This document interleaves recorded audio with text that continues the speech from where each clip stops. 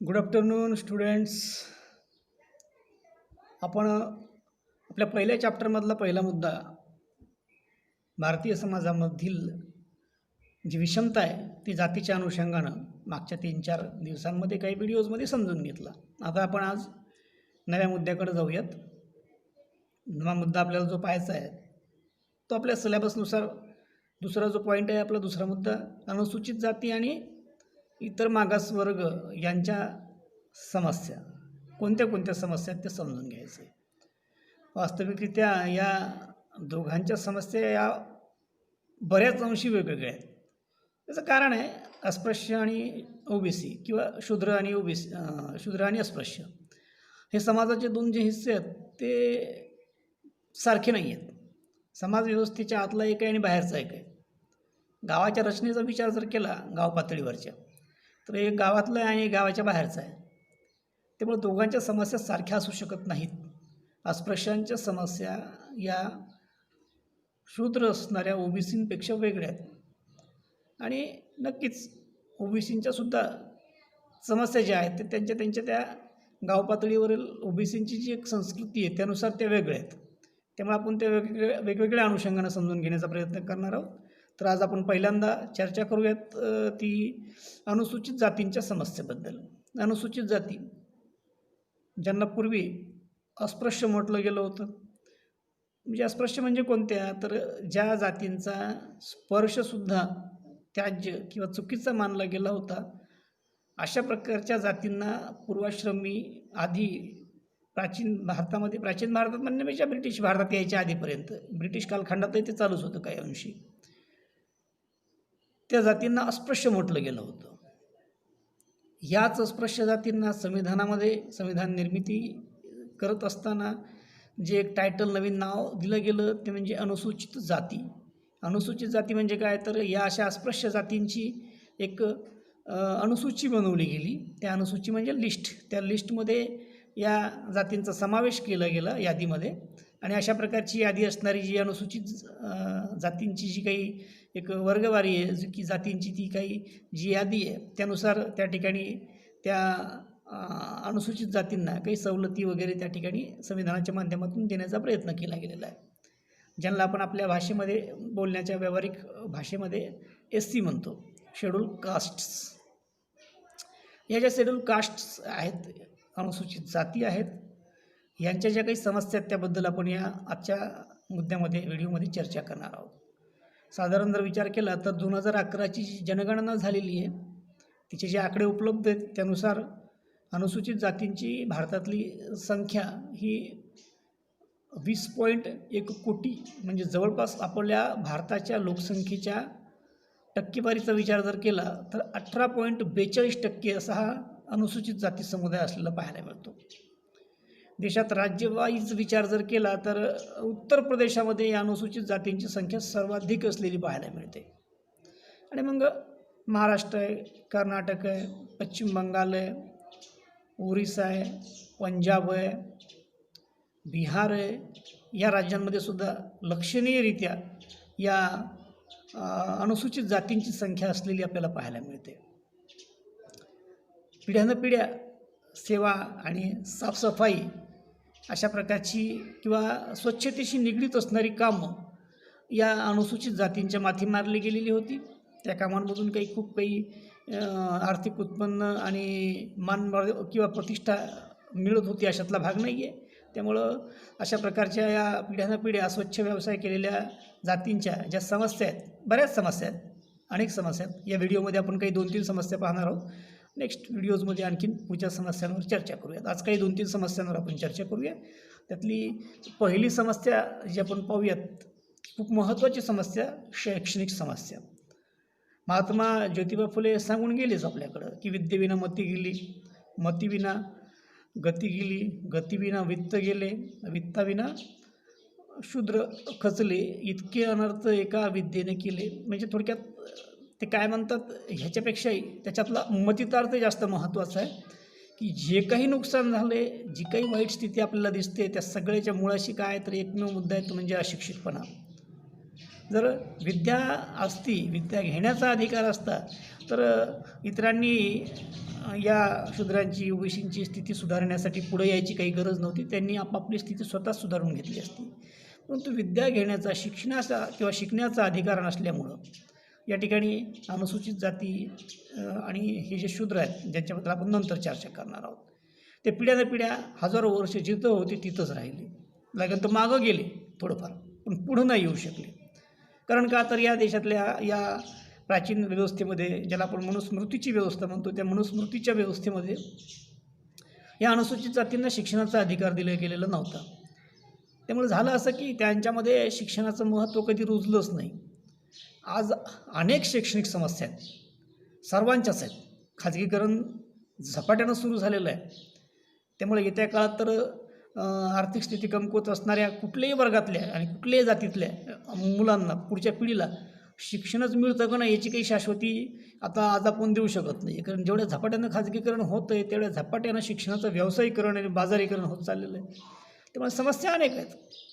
परंतु पर्टिक्युलरली आपण अनुसूचित जातींच्या समस्येबद्दल चर्चा करतो आहे, त्यामुळे आपण तिथंच फोकस करूयात. किंवा ब्रिटिश कालखंडात काही प्रमाणामध्ये अनुसूचित जातींना शिक्षण द्यायचा प्रयत्न झाला. स्वातंत्र्योत्तर भारतात तर शिक्षण मुक्तच केलं गेलं, पण तरीसुद्धा अनुसूचित जातींमध्ये शिक्षणाचं प्रमाण खूप कमी पाहायला मिळतं. आता आपण महाराष्ट्रात आहोत आणि महाराष्ट्रात बसून चर्चा करतो आहे, त्यामुळे तुम्हाला थोडा मुद्दावाढ वाटेल की इथं तर अनुसूचित जात, इथं महाराष्ट्रात तरी अनुसूचित जातींचं शिक्षणाचं प्रमाण चांगलं दिसतं आपल्याला, पण तसं काही नाही आहे. त्याचं कारण वेगळं आहे.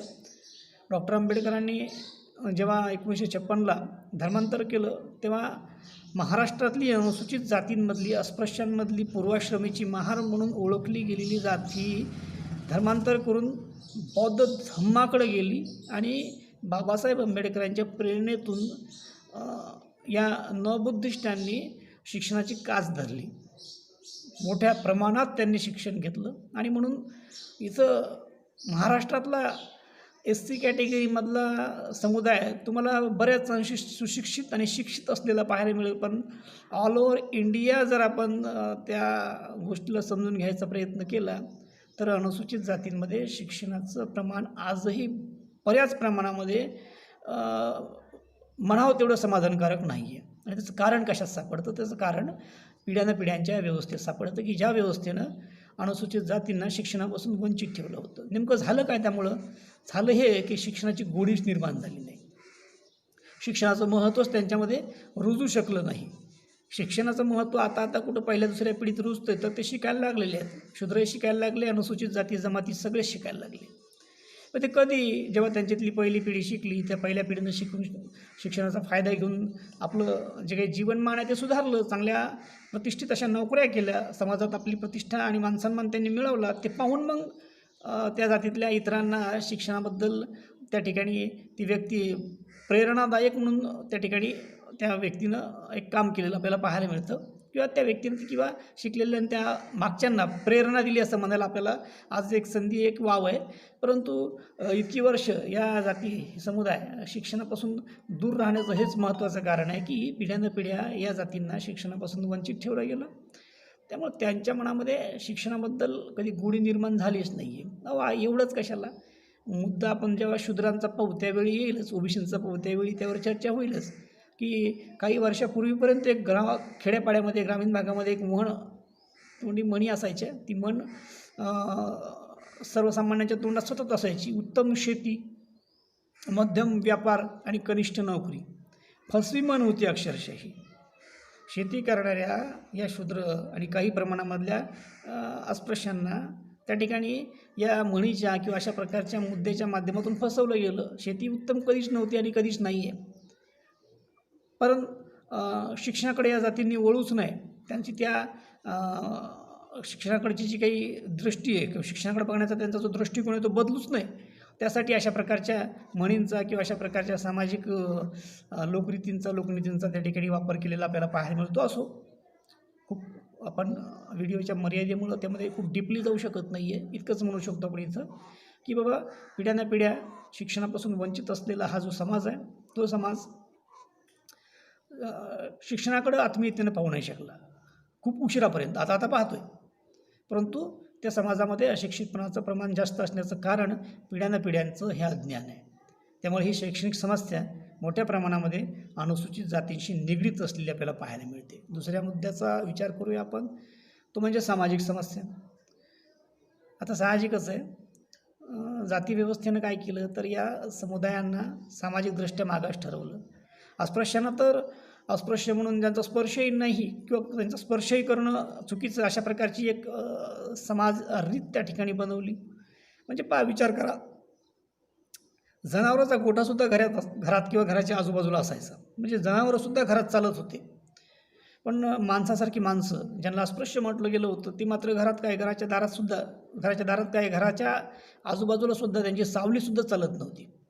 म्हणजे एवढी भयंकर अशा प्रकारची परिस्थिती होती की ज्यामुळे झालं असं की या अस्पृश्य आणि अनुसूचित जातीच्या समुदायांमध्ये स्वतःबद्दल एक न्यूनगंड तयार झाला की बाबा आपण खूपच काहीतरी असे टाकाऊ आहोत, आपण आपल्या असण्याला काही अर्थच नाही, आपल्या अस्तित्वाला काही अर्थच नाही, अशा प्रकारची एक पिढ्यानपिढ्यांची मानसिकता या समाजाची निर्माण झाली.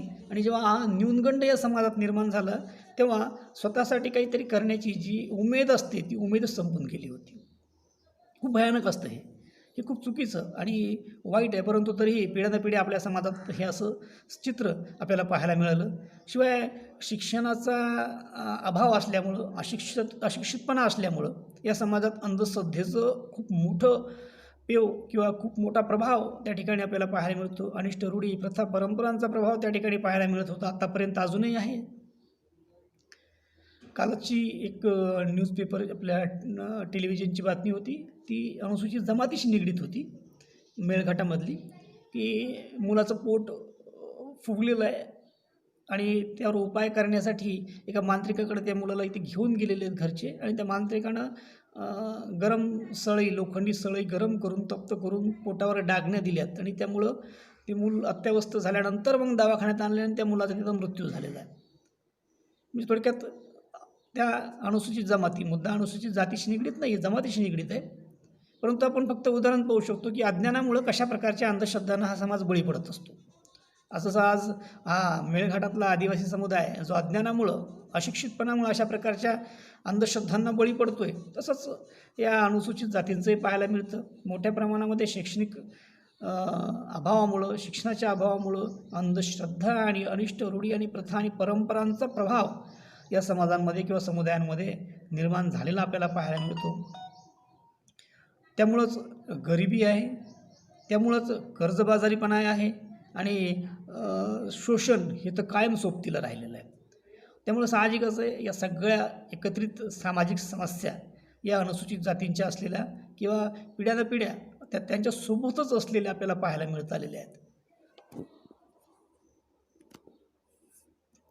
नेक्स्ट पुढच्या मुद्द्यावर आपण चर्चा करणार आहोत, जो खूप महत्त्वाचा आहे, सांस्कृतिक समस्या. या सगळ्याच्या मुळाशी ना काय असते, ती संस्कृती असते. प्रत्येक समाजाला, प्रत्येक जातीला, प्रत्येक गटाला, प्रत्येक वर्गाला स्वतःच्या समाजाची संस्कृती ही एक प्रेरणेचा साठा असते, प्रेरणेचा साठा. ती प्रेरणा देत असते संस्कृती. परंतु झालं असं की अनुसूचित जातींवर उच्च जातींचा प्रभाव आहे. अनुसूचित जाती उच्च जातींच्या दयेवर अवलंबून आहेत, त्यांच्या दयेवर ते जगत आहेत. त्यामुळं कुठंतरी नकळतपणे त्या स्वतःबद्दलच्या न्यूनगंडाच्या भावनेतून उच्च जातींच्या संस्कृतीला बळी पडलेले आहेत, उच्च जातींच्या संस्कृतीच्या गुलाम झालेले आहेत. आणि त्यामुळे त्यांना स्वतःची उच्च अशी एक परंपरा, उच्च अशी एक संस्कृती निर्माण करता आलेली नाही आहे, तशी संधीच उपलब्ध झालेली नाही आहे.